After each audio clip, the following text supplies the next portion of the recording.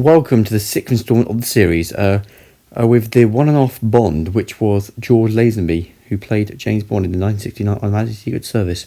However, this, of course, series is about the car, not the character.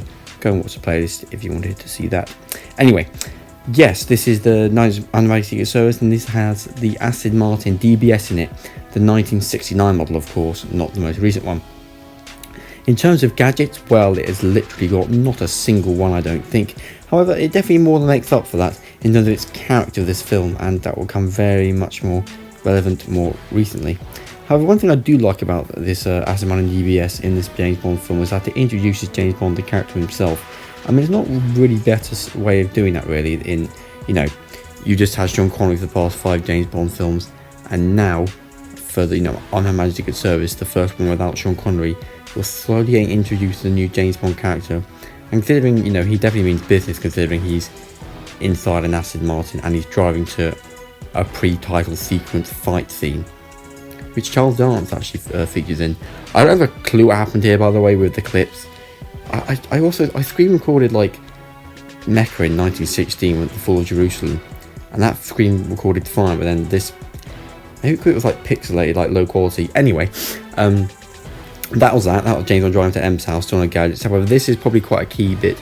That is the ending of the James Bond film. So like how both begins and ends with the Aston Martin DBS, almost creates sort of character like it of its own.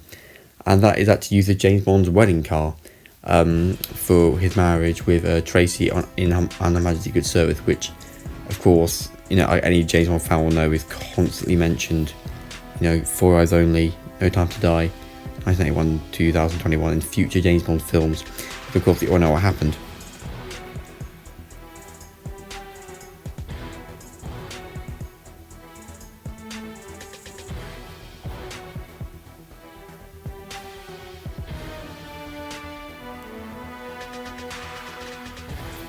The car being covered in flowers, I don't know, it looks quite nice actually. But it really takes the spineless out of the car.